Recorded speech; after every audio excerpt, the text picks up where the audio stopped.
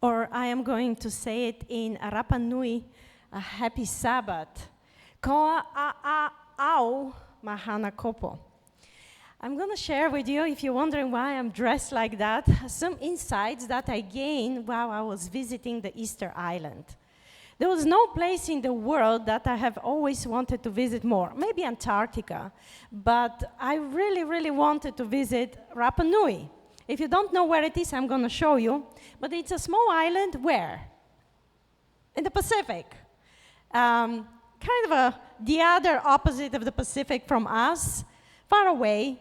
And it has been my dream to be there for many, many years. The first time I booked my flights to go there was during COVID. And I remember the time that my colleague asked me to switch our holiday so she can go on a conference. And I was not very eager, but I said, okay, let's switch holidays so she can go to her conference and I can go to Rapa Nui. And COVID came. She couldn't go to a conference and I couldn't go to Rapa Nui. And I was very upset. You know, I had the tickets, but they closed the island for 3 years. So nobody could go to Rapa Nui. And at the end, my dream came true. Let's see.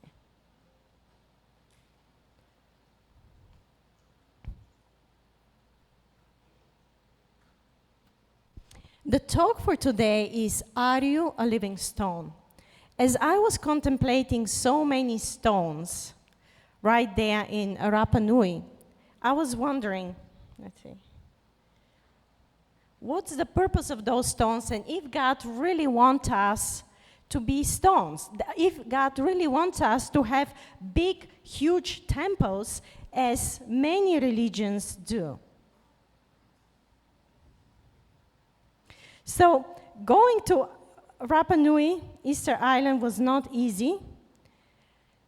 I flew to the States, and from the States,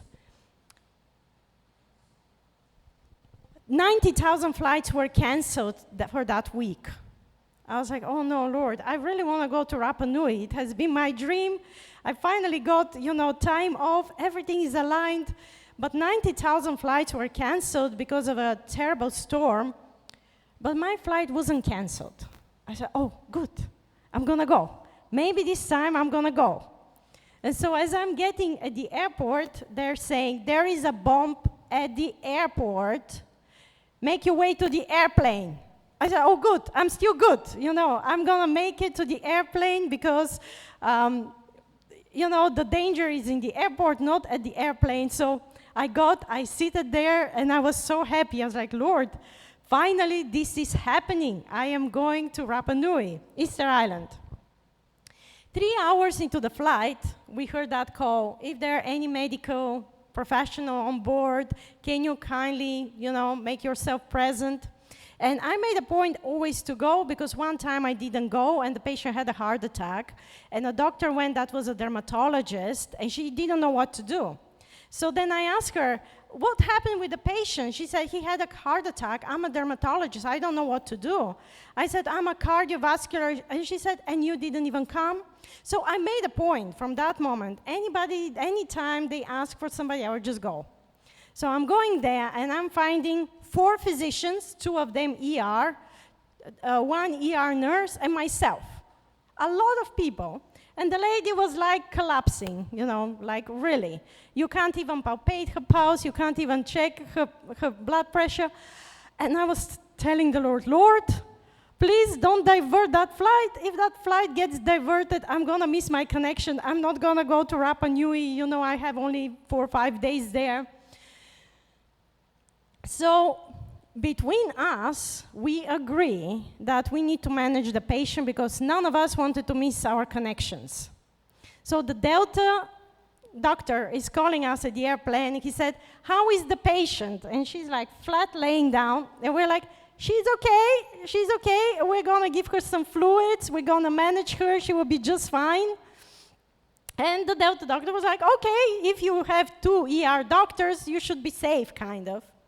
But ER doctors kept on giving orders as if this is a hospital. Do this, do this, do this. And I'm thinking to myself, there are no nurses around. Like, who do you think you're giving orders to? And, then I got into the situation because she was a Spanish speaking. And I was like, okay, let me talk to her, let me talk to the family, let me get the whole information.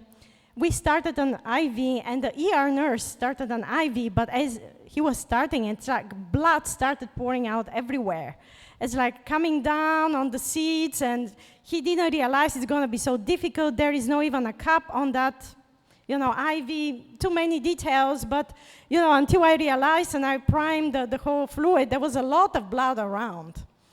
Oh, well, we managed. We started giving her blood, lifted her legs, put her to lay down, gave her something sweet to eat. And as time progresses, I decided to clean the blood. So I told one of the flight attendants, please come here and just shine a light to me with your phone so I can clean. And so he was shining, and all of a sudden, I don't see light anymore. He fainted. I turned around and I saw him flat on his back, not breathing, not talking, like nothing, not moving. And I'm thinking to myself, if we tricked the doctor on Delta for the patient, we need to really divert the plane, because this is an employee, this is a flight attendant. They will definitely direct the flight. Well, I kind of gave up on the other patient, started looking at him, and he wasn't breathing at all. I said, wow, I need to start CPR. I went to him, I turned him a little bit because, at some point he could have broken his neck when he fell down. And for 2 weeks he wasn't breathing, so I was like, okay, I'm about to start CPR. And as I turned him a little bit, he woke up. Good. And the whole flight, I had to take care of both of them with the blood pressure 70/40, like really not ideal situation for an airplane. And that was like a long flight, 8 hours. I was exhausted. Like when I was leaving, everybody was clapping their hands, but it was just very exhausting. I said, Lord, please don't make it so hard on me. If I want to reach some destination, it's for your behalf. But it was extremely difficult when I went and I got my next connection and I sat down. What a relief. I was exhausted. But anyway, I made it to Rapa Nui, and this is where my story begins. All right, so anyone seeing the Rapa Nui statues apart from Dr. Ward? He had personally, yes, and Janet, seen them in Rapa Nui. If you haven't and you have been in London, you can go to the London Museum. This is the first time I saw that big statues, and I said, one day I will surely make it over there. And they say, do not touch, and I made sure I touched it. Because, the moment you touch it, you kind of feel some connection. For those of you that are wondering what I am talking about, do you see Easter Island opposite of Guam? It's far end. It's close to Chile. It belongs to Chile. They have their own language, Rapa Nuian language, but it's close to Chile, and they speak Spanish. Spanish is the official language of the island. To be more exact, this is where Easter Island is. A very tiny dot that has grabbed the attention of so many. And do we know why? All right. So we don't know how true it is, but most of the Polynesians believe that they all have a beginning from a central place in Polynesia. They call it Avaiki, Hawaii, Hawaii, Hiva. We don't know exactly. One day the Lord is going to reveal to us, but they believe, many of the Polynesians believe that after they die, that they go back to this place. It seems that there was a land somewhere there that was destroyed by tsunamis or typhoons. We don't know. One day the Lord is going to reveal to us. But they all claim that they're coming from this big, huge land, Hiva, the lost land. Some people call it Atlantis. We don't know. That was right there in the middle of the Pacific, and that they had those huge and enormous statues. That's why in many of the Polynesian islands and other islands, we will find those huge statues. Obviously, they didn't know about Christianity for many centuries. The first Christians that started coming were like in the 1500s. Some Jesuits started coming to this area. Many Catholics Dominicans, Franciscans came. Of course, Protestant came, but that's later. That's 16th, 17th, 18th century. And before that, they didn't know about Christianity, so they did have their own gods. This is how the statues look like in Easter Island. Those are the 9 ancestors, they call it the main ones, that they have come from the islands, high up in the mountains, islands, to Amotu Islands, Marquesas Islands, and they have made its way as they were going to South America, and they found the island. Their main ancestor, they call it Hotumatua, and the first time that Europeans discovered that island was in the 1720s, when Ragavin, one of the Dutch explorers, he discovered many of the Pacific islands. He stopped there, and he saw those huge statues. He was like, wow, what is this land? Later on, when James Cook went there, he saw many of the moai, the big statues, that were already toppled down. This is how Rapa Nui looks like. It has 3 volcanoes, dormant volcanoes, extinct volcanoes, somebody would say, and they all landed on Anakea Beach. And that's why this is the most famous beach you can be there. So their greeting is Yorana, and it is very close to Maori. They say kia ora. Tahiti, they say ki ora. Bora Bora say kia or. And we were like always wondering, where is this name coming from? Why they all have the same close by name for expression for hello. And apparently it comes from the British. When the British started coming, they would call them your honor, your honor. And they were hearing the British telling each other, your honor, your honor. So they thought this is how you say hello, hello, yorana, kiorana. And that's the greeting that we have in the Pacific. This is one of the volcanoes. And what is Easter Island famous for? Those big statues called Moai. Moai, called Moai. The name, it means ancestor, a commoner, a common person. We don't know how those statues have been, been there, for how long they have been there. There is a speculation that they have been even before the flood. There are many theories that are saying before the flood, those statues were there. There's some that are saying when the ancestors came from the Marquesas Islands, they wanted to replicate those big statues that they were on the Hiva land. We don't know. And also, we assume that around 11th, 12th, 13th century, this was the time that they were building those statues, because they were thinking that the statues have a special power called mana, and they're gonna protect the local people from calamities. Some more information. This is how their house looks like. Very tiny. It's like a canoe. It follows the shape of a canoe. This is how their homes are. How their homes are. Gardens, everything with stones. Why is that? Because they're protecting the crops from the wind. Also the chickens, chicken place, they will just go inside. This is a chicken house. This is how big the house is inside, my friend Steve Chang. A very tiny house. And this is, once in life view that you can have of seeing the Moai. But I have been really thinking a lot about those stones, and does God really want us to have stones, build up some stones, build us temples? The world is really believing that the bigger the buildings, the more glory you give to God. Has ever God asked us to build temples? One time, one time has been mentioned in the Bible. Those are some of the stones, and they also have some magnetic stones that if you put a compass on top of that, they kind of spin, could not really locate the direction, which is very interesting. Some pictures I would like to share.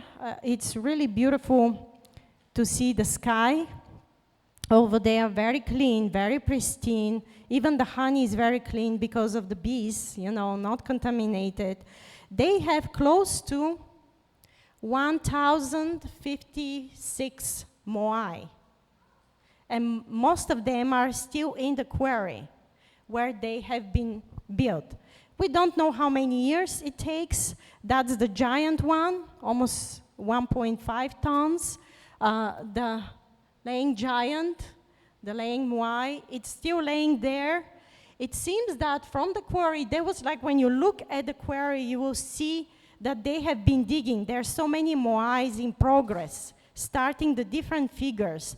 And once they, chop them off the rock, then they transport them to the places. This one is interesting and it's different because it kneels down. It's the only one that kneels on its knees and looks towards heaven. Some statues at night, they're huge. They're not little. And they have put a lot of emphasis on that. What's interesting that in the past they have learned how to move them. Have you heard that they can walk? No? You don't believe that? Yeah, with a rope from two sides, they could literally make their way to the resting place. And they have used different methods to do that. You can see the walking theory. You can see the rollers method. The roller method is a canoe method. I was privileged enough last week to do the sailing with the Chamorro proa. And they were using that technique. They will put those log rolls and they will roll the canoe over until we reached a place that it could sail. So they were using that method as well, and also sled and ropes theory. Different methods to transport those moai. I was very privileged to see that wonderful bird. It's called tinamou. The moment I saw it, I recognized it. Why it's so interesting? Because we have those eggs over there. It produces eggs, different colors. Those are natural eggs. Somebody would say that's why they call it Easter Island. No, it's not because of that. It was discovered, the island was discovered on Easter Day, and Raghavin decided to name it Easter Island, but its name is Rapa Nui. But those are eggs, and I have collected all the different colors. What do you think? Very beautiful.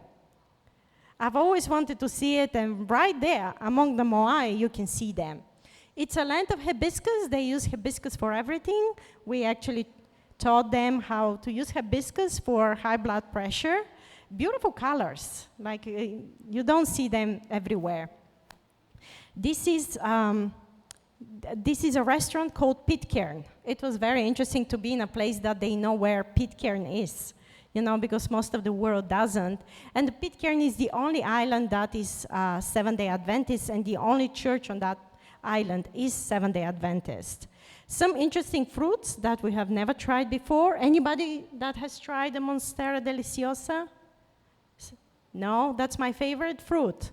If you don't know how to eat it, it's poisonous. So you need to know how to eat it. We have it here in Guam too, in Florida too, Sharna. But so when the scales start falling off, then it is good to eat. And it's like between pineapple, soursop, mango. It's delicious. Some pictures, pictographs. We can see many moais are like much longer than what we can tell. And they also have a special way of cooking. They still cook underground, but they also cover it with a lot of like mud, with a lot of soil in order to be delicious. And it is delicious. But at some point, around maybe 1600s, they noticed that those moais are not helping them. They're building them, they're doing tons of them, they're transporting them with so much energy, and then the royalty, they will not do anything, but they will eat the best food. While the workers would work very, very hard to build those statues, and nobody would give them food, for example. And they started mistreating them, so the local population revolted. Rapa Nui is one island that shows when you don't take care of the environment at some point will not be good to you. They have cut all the big endemic trees that they have in order to build those moai. And so at some point in the 1800s, the population reduced significantly. When they arrived, they had colonies of 22 types of birds. That's amazing. But they ate them all. Then they ate all the fish. You know, you don't even see shells on the seashore, like overeating shells and fish and birds, and then all the endemic plants disappeared to the point that at one point there were only 110 Rapa Nui. And everybody is related to everybody, and they're discouraged to get married within the island. They have to find a husband or a wife outside of the island because they're all cousins. They come from very, very close, proximity. And at some point, the people that were like working very hard for those moais, they said, but those moais, they're not protecting us. Typhoons are coming. There was like one time, like almost a flood came, completely destroyed the island. Fires are coming. And there is no power there to save us. And they said, that's it. We're not going to do them anymore. If the royalty wants them, they can come and build them. And they completely revolted and left all those projects. Of course, that didn't go without punishment, but at some point they said, this religion doesn't work. The religion doesn't work for us. We need to find a new religion. And so they decided that there must be a different religion. It's not the Moai, it's not the ancestors, it's not praying to your, grandparents.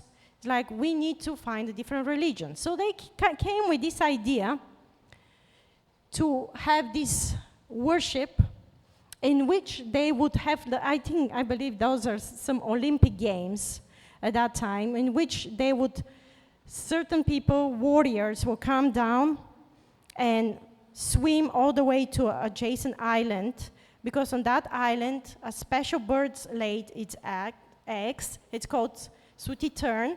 Take the egg and come back and make rituals. They have their own magicians, their own cirujanos that they pray over those eggs, and that they believe that it will bring them good fortune. Well, many warriors, many strong men, they joined that religion, that movement. You can see it in many places, that cult to the bird. It's present on the island. But it wasn't working too. They realized even that bird is not actually helping us. We need a real God. We need a God that would really save us from calamities and will give us and will make us better people. So those are some of the sayos that you can see. They even have their own writings called Rongorongo. This is the church, a very small church. They just opened last year. Isn't that nice?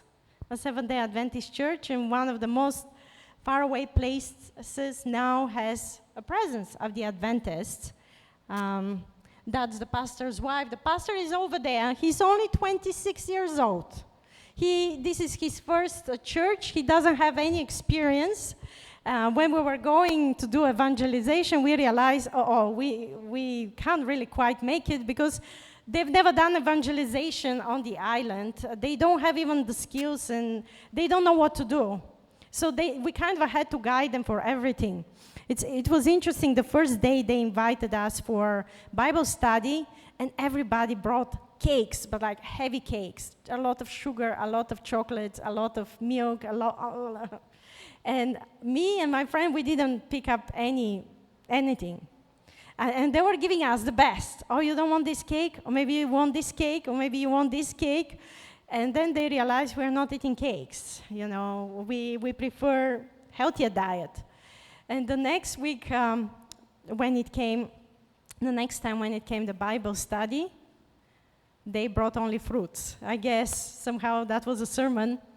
And we started our first center of influence in Rapa Nui, registered, in which we're trying to make people healthier. We have the same problems in Rapa Nui as everywhere else in the Pacific.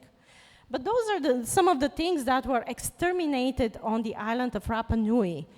And all the palms are gone, the Toromiro tree, the sooty tern, really badly mistreated. The first Christian that went there, he was a Dominican, Eugene Urat. He was Hungarian priest, Catholic. And he went there and he introduced the Christianity to them. You know, they immediately accepted it because they knew they were lacking something. For many years, they really invested in a religion that was a false religion that didn't bring them anything. And when the priest came, introduced the Christianity, they immediately embraced it. The island embraced it. Today we have a Catholic population there, but more and more people are joining Protestant churches over there. So he lived a very selfless life. I believe in most of the islands when different Christians are coming from different denominations, it does matter how they live. If they're selfless, people would really follow. For example, we have Father Dueñas in Guam, who was brave more than most of Protestants that were in Guam. And as a result of that, the population became primarily Catholic, because Catholics have done a good job in Guam. And the elders remember that time, and it's more difficult, you know, to convert from Catholicism to Protestantism when Catholics have done a good job. He was really selfless. He gave everything for them, and he contracted TB with them. It was too late for him to be exported out of the island. He died right there, but till the last moment, he was working for the salvation of the souls. They didn't know anything better. We know Jesuits reached first Japan. We know 200,000 Christians that accepted Christianity at that time in the 16th century. They were all killed, most of them in Nagasaki. They learned about Christianity and the crucifix from Catholics.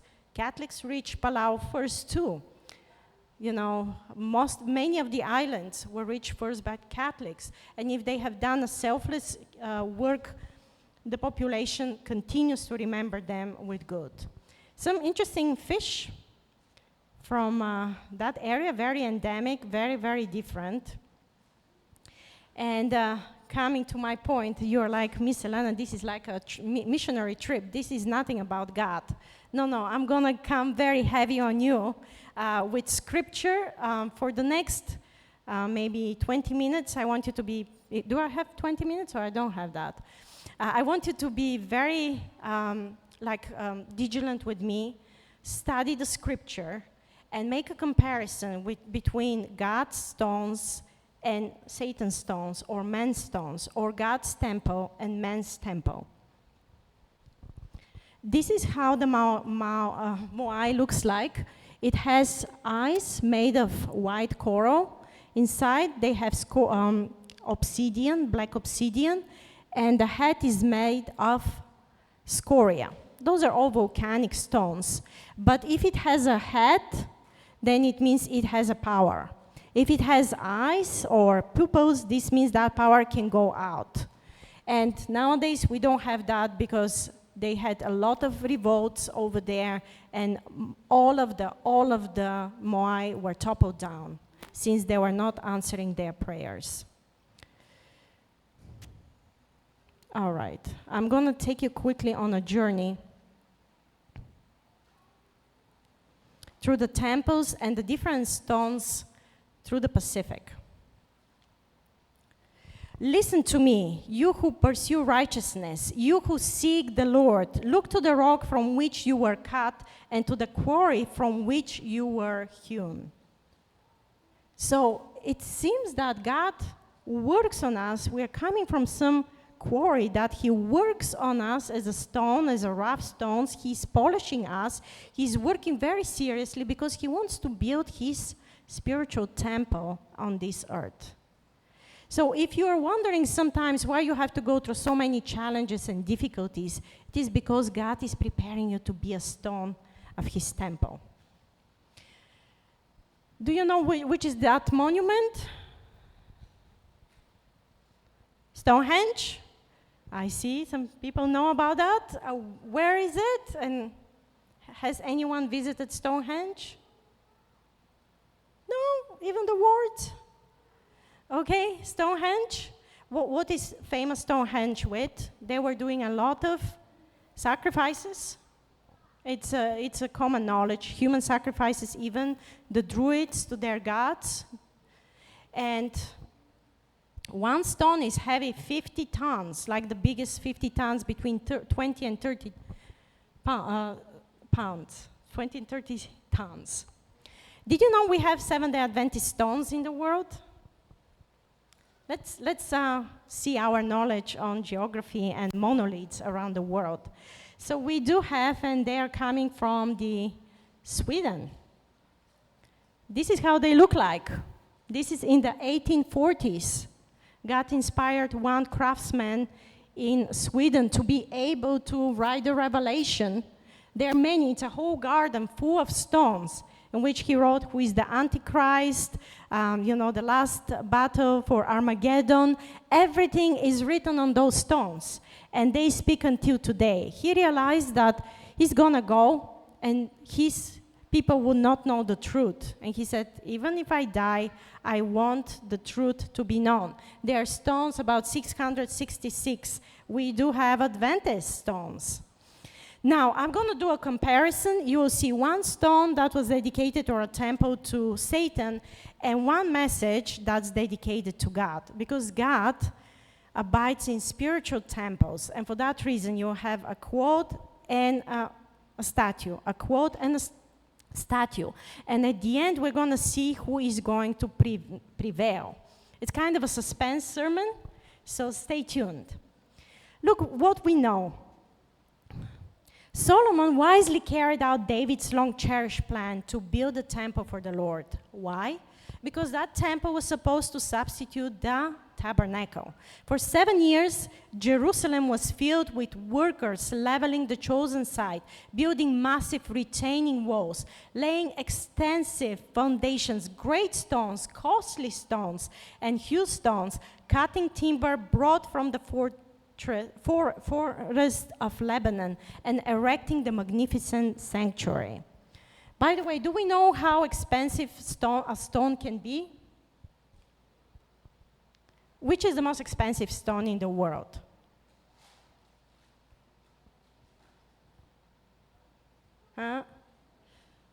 Diamond? Diamond. It's the pink diamond. It's $71.9 million.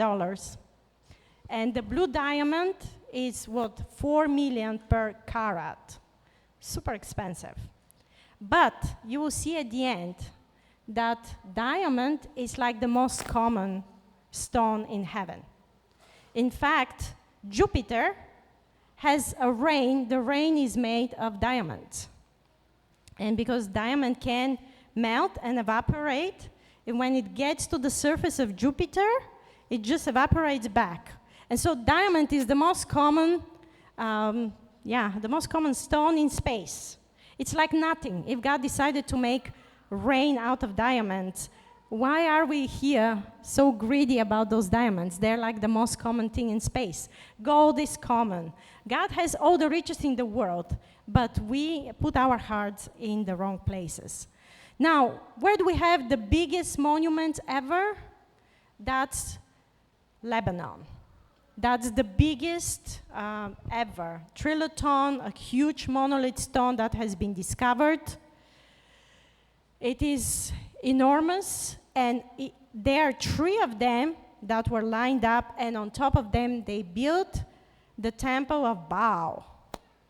So we can see that even from the ancient time, they wanted to build temples in order to impress their gods.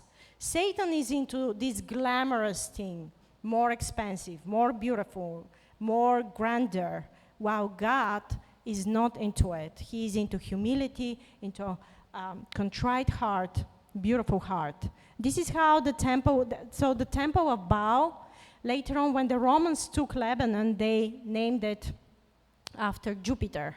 So this is the temple of Jupiter. Even at that time, some historians believe that Cain built it for the first time. We don't have much, evidence for that. But you can see, even from the ancient time, they were thinking that by building big temples, they can actually bring more glory to their gods. So this is the Baalbek stone, and it's like 750, 800 tons, and the huge one that you saw is around 1,242 tons. How did humans make that? We don't know. Definitely they were more skilled than we are nowadays with all the technology we have. They were extremely skilled. This is another one. That one, it claims to be 16,000 tons. That is in Yangshan, China. It's enormous. And many of the stones, they believe those are pre-flood stones, are actually, they look like spaceship. We don't know why. One day God is going to show us why. But we have that in Yangshan, China. We also have those in Japan. Ishi no Hoden and Masuda na Iwafune are spaceship-like looking stones. Extremely heavy. We don't know how they actually have been built. Here, now I'm coming to the spiritual part. Peter here used the figure of speech familiar to the priests. The prophets had spoken of the rejected stone. And Christ himself, speaking on one occasion of the priest and elders, said, "Have you never read in the scripture, the stone that the builders rejected had become the cornerstone?" So we have stones that humans built, and we have God, the cornerstone, that unfortunately was rejected by many.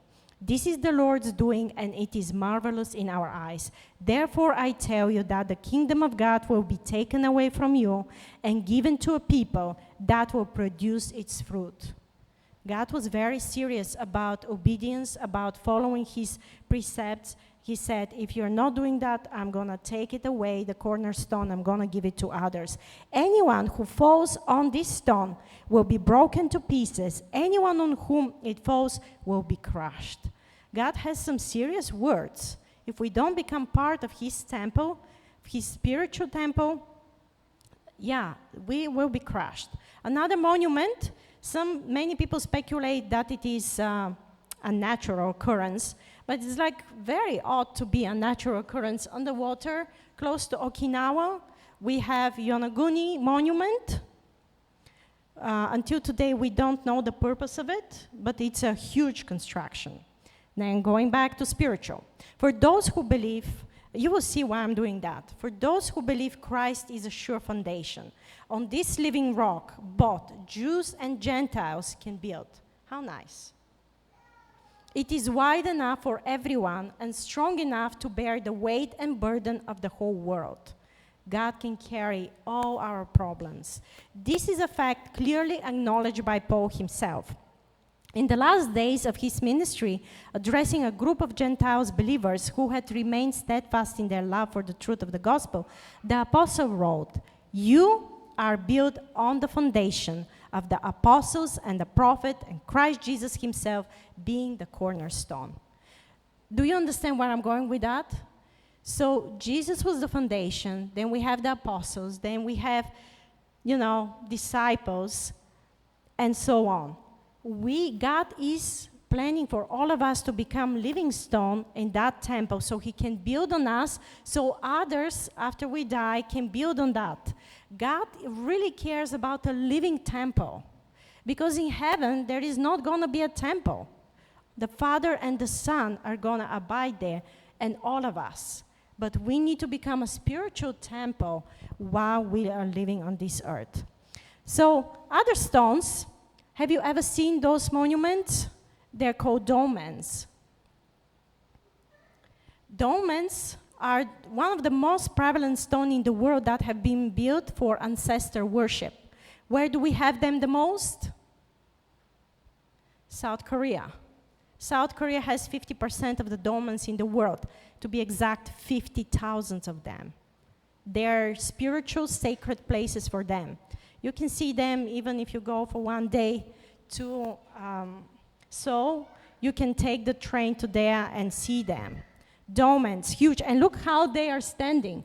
Until today, we cannot explain how they are standing like that.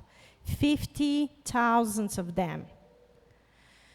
For those who believe, Christ is a sure foundation. On this living rock, I read that one, sorry.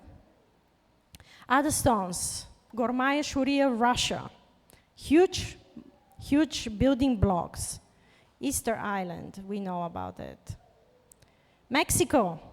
Has anyone seen the Olmeca heads? Huge heads. This tribe was just famous of making a head of their ancestors and worship them. Huge stones. They also has the Aztec stone that was dedicated to the god sun. Huge, very, very solid, 20 tons. Now, going back, to apostles built upon a sure foundation, the eternal rock. To this foundation they brought stones they quarried from the world. What is God telling us? Where do we find stones, living stones, to bring to the temple? In the church? No, we need to bring them to the church so the work can start being done for them. The builders labored with difficulty. Their work was made extremely difficult. If you're thinking that the salvation of souls is an easy job, it's the hardest job you can do. And that's why not many people want to do it. Because it's very overwhelming. You have to spend a lot of energy and effort. But as you know, in the ancient time, Israelites had to fight with one hand. They had to build with the other hand. They had to carry weapons. The same way, God is expecting us to carry those burdens. Those who are building on the wall, and those who carried burdens, and those who loaded them, each one worked with one hand on the work and with the other carrying a weapon. I'm going to New Caledonia. I'm just quickly going to go through all the Pacific monuments. It's also good for a common knowledge. New Caledonia has interesting stones. Many of them also look like in Ponape. We have similarities between those stones in Ponape and also New Caledonia. Kings and governors, priests and rulers sought to destroy the temple of God. But in the face of imprisonment, torture, and death, faithful men carried on the work. You know, you might think that you don't have a contribution, but everything you do actually matters for the temple of God. Everything you do for the souls, God is seeing it because you are helping molding those stones to fit into the spiritual temple. At times, the workers were almost blinded by the focus superstition that surrounded them. I love this sentence. One after another, the chief builders fell at the hand of the enemy. Stephen was stoned, James killed by a sword, Paul beheaded, Peter crucified, John exiled. Yet the church grew. New workers took the place of those who had fallen, and stone upon stone was added to the building. Thus slowly the temple of the church of God rose. Isn't that beautiful? That we are all called to be masons, like in a sense of building churches. Tonga, we have the Ha'amonga and Maui. Every single of those tons, trillions, is close to 5 tons. We don't know how it has been made over there. We are now in God's workshop. Many of us are rough stones from the quarry. But as God's truth is revealed in us, all imperfections is removed, and we are prepared to shine as living stones in the heavenly temple, where we will associate not only with the holy angels, but with the King of heaven himself. Maybe I will just go quickly through different temples. This is Peru. It has more than 2,000 delicate figures. Sacsayhuaman temple is also phenomenal. I remember when I visited in Peru, I was wondering how they can put those blocks so perfectly next to each other. There is almost no gap. You can't even put paper between those huge blocks.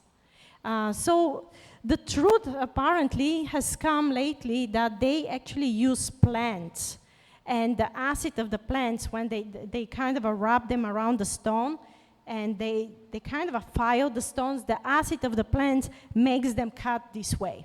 I don't know, I still, even though we know how to do it, I think it's a very difficult one. Ecuador, Hawaii. Anyone seen that stone in Hawaii? That's the stone of King Kamehameha. It's in Hilo. It's in the capital of the big island. What's interesting about this stone, the king was able to lift it up and overturn it. I tried it very hard. It's 2.5 tons. I did not even move it the slightest. Impossible. But apparently the king was very, very strong. We also have we are finding in the ocean, in the Pacific, close to one of the adjacent Hawaiian islands, we are finding now a temple underwater. It's very deep. It has not been explored. That pillar alone, that monument, it's 15 meters high. Palau, have you been to Palau? Have you seen the Garchelong monoliths over there? Has anyone visited that place? We don't know what was happening there. They have many of them have faces, but that project was just abandoned randomly, rapidly. We don't know why. Maybe they also realized that the gods are not helping them. And when the first Jesuits arrived in Palau, they accepted Christianity. It wasn't very easy, but eventually they did. Workers were killed. The work advanced. The wall dances, John Wycliffe, Hus and Jerome, Martin Luther and Zwingli, Cranmer, Latimer and Knox, the Huguenots, John and Charles Wesley, and many others contributed to the foundation material that will endure for eternity. Isn't that beautiful? You think that your work is not noticed, but everything you do builds a foundation. Am I supposed to finish, Sharna? Okay. Okay, Bolivia, going quickly. Coming to the lattice stones. Nowadays we know how the lattice stones were made. That was I heard that sermon about the lattice stones, but you can see them. Those are in Rhode Island. They actually burn the rock around it in order to be able to make the tassa, and then with logs were able to take also the pillars. Lattice stones are not only for the houses, they were very seriously sacred and spiritual. They were considered a very special place in the surrounding area where their gods were abiding. Argentina, Indonesia, it has beautiful quotes. Yap, the yap stones. Also those stones are also very, very heavy. Some of them make it up to 4 tons. And if we know that they have transported them from Palau all the way to Yap, and if a stone falls down in the ocean, it's still considered sacred, and it still belongs to some of their families, and somebody can buy them for millions of dollars. Pohnpei. How do we know? How was Pohnpei built? Nan Madol.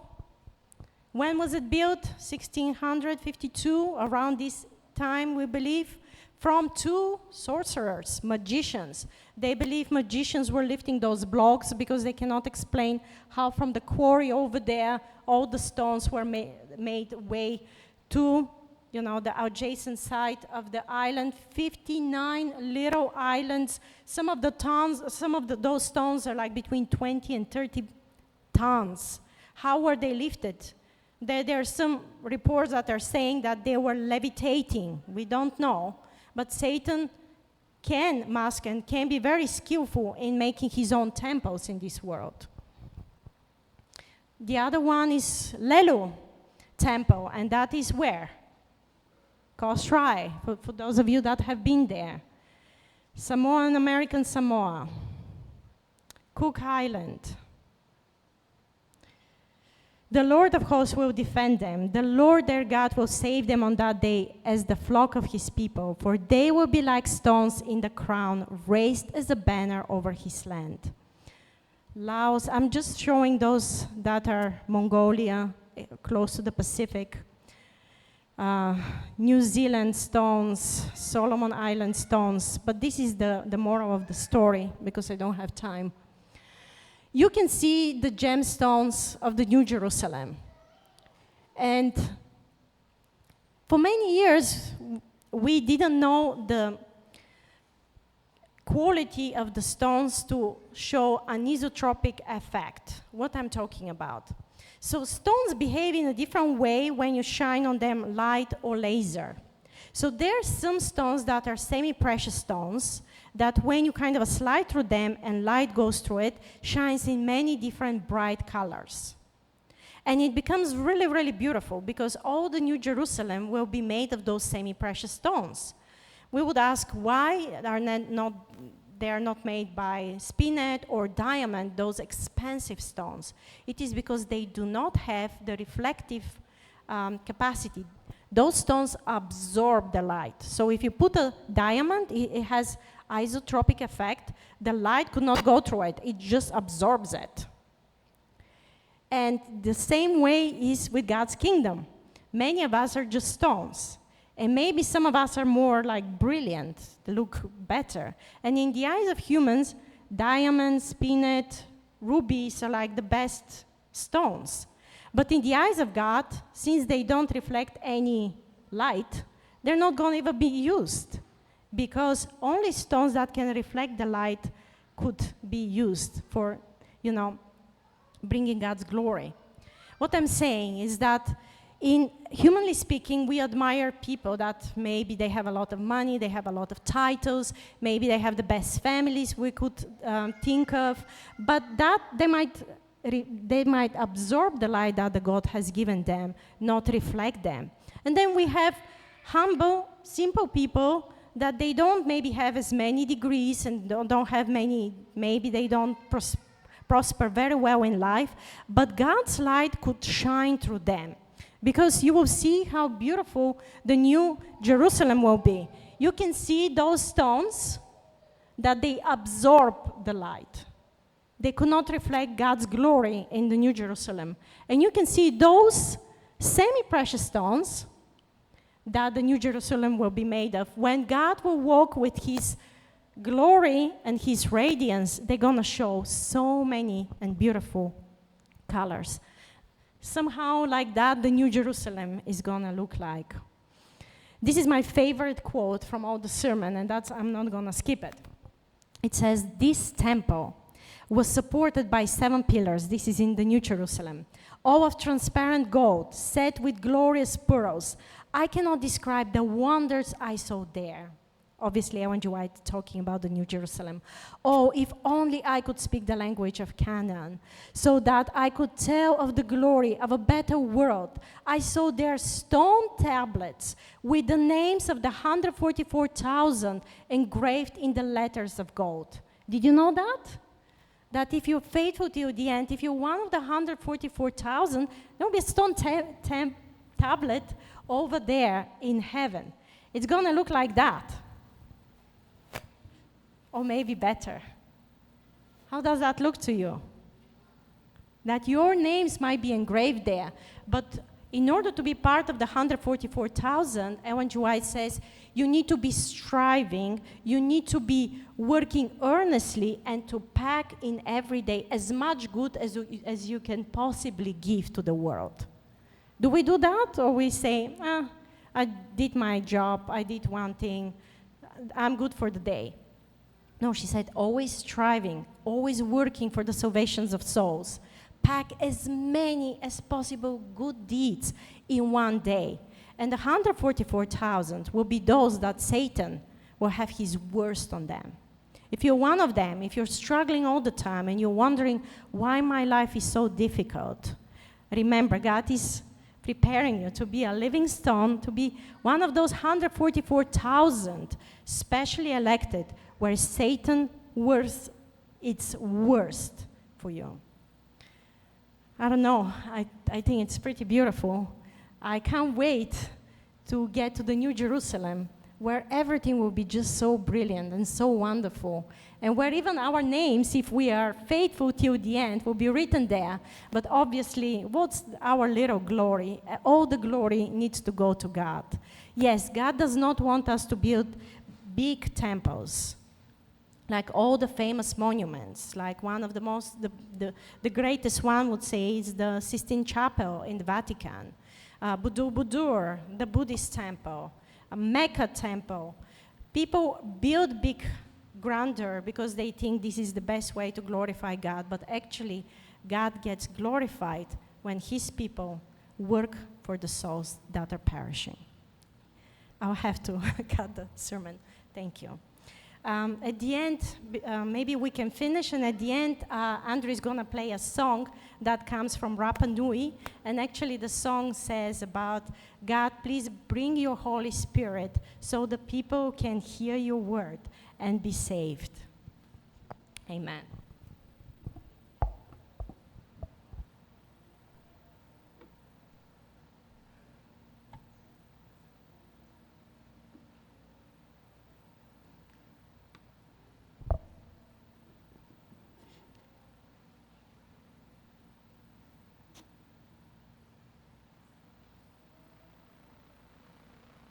Okay, maybe we'll play it now.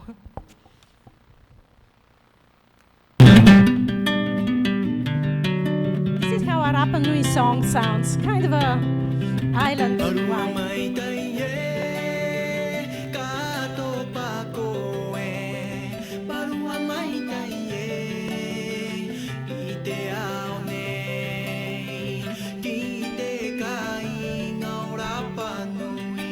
Please, Holy Spirit, come to Rapa Nui.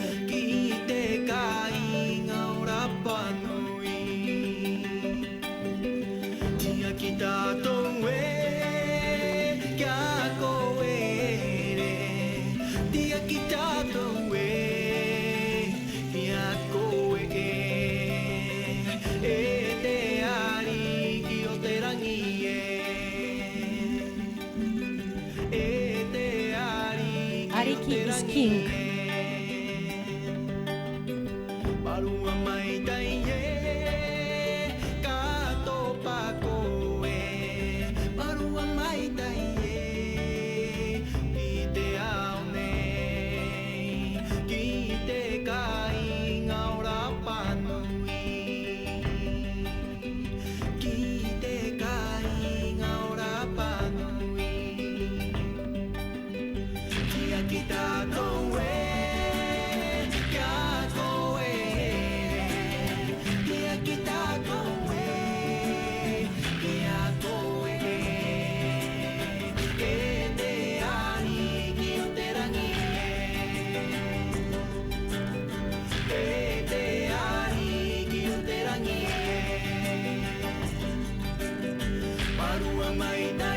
Maybe we can play it after.